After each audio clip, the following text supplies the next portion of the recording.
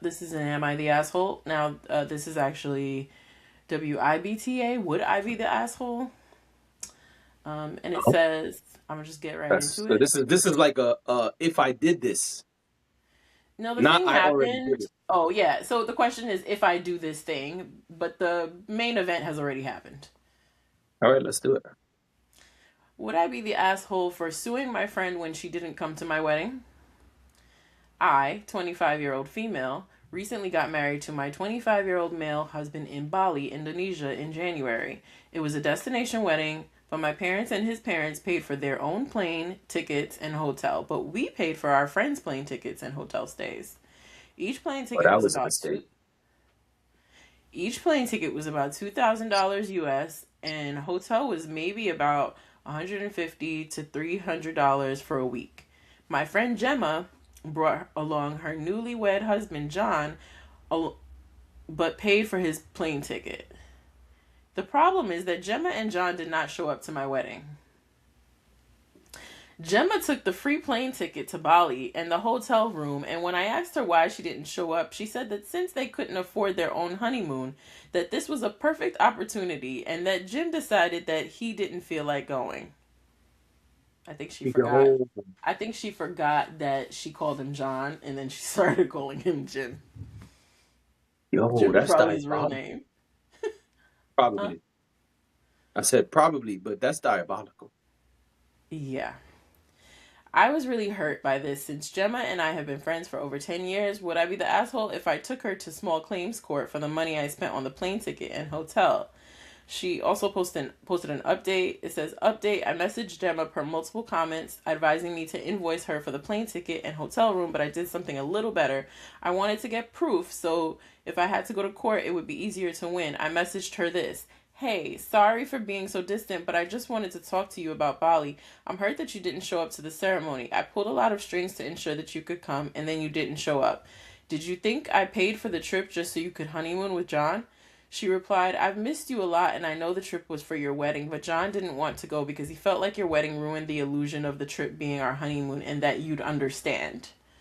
I replied, no, I don't understand. You took advantage of me and that's not what real friends do. So I'm invoicing you $2,387.53 for the cost of the plane ticket and hotel room. I will give you 30 days and after that I will be taking legal action.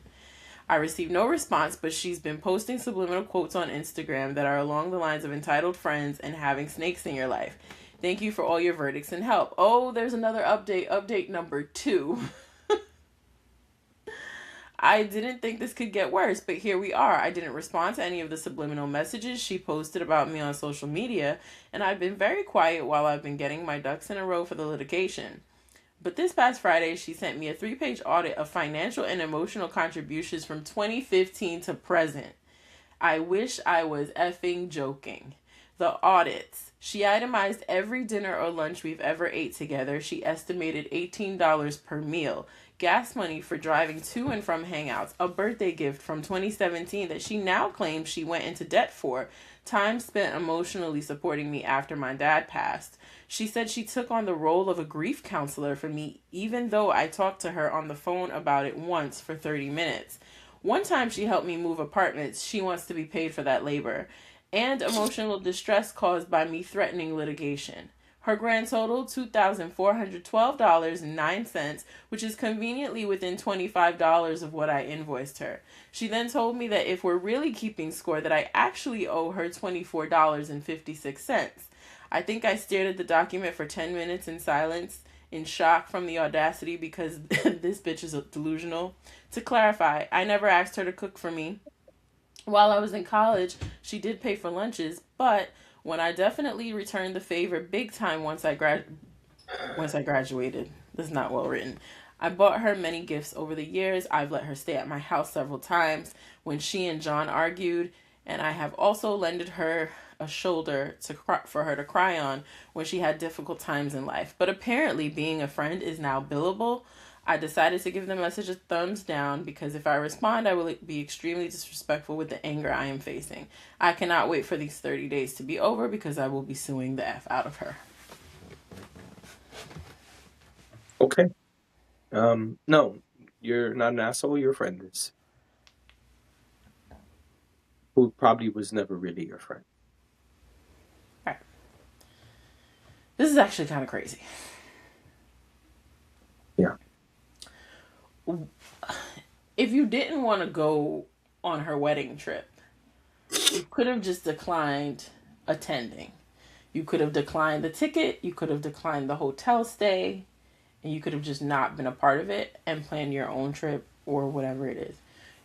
You allowed that lady to spend her money thinking that you were going to attend her wedding and you Mm-hmm. just not show up? Right. And you got the nerve to call it your honeymoon?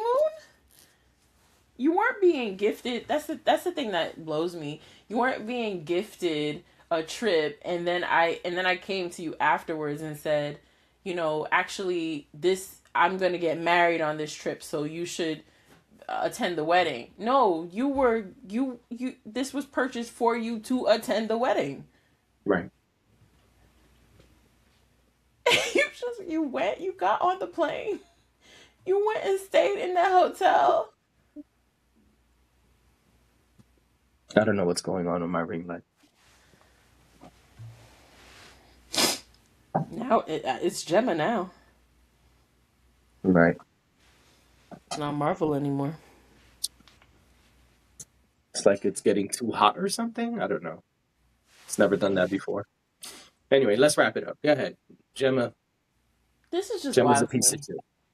Oh yeah, and I totally understand why she's taking her to court. You have the nerve to come back and tell me that you're charging me for for you being a grief counselor? Hey, let me tell you something. I'm gonna say what nobody want to say here. And if we need to edit it out, my co-host will tell me. So if y'all don't hear the rest of this, she told me to edit it out. I probably will. You know what? You're absolutely right, but we will not. We will edit that out. Because why? Because Why you gotta be like this? Not you. No, Like, I know it's not me. because that's the only one that's gonna do that. Yep. Now, what I will say that my co-host will probably allow me to keep in is when a woman's fed up. I mean, and rightfully so. Rightfully so. But Gemma is dead wrong. Yeah. Eddie Murphy Especially said in the time. 1987. What'd you say? No, you first. I'm just saying the time that Gemma took to itemize the entire friendship is just, I mean, that's a Gemma need different her level of ass beat. petty. That's what it sounds like, don't it?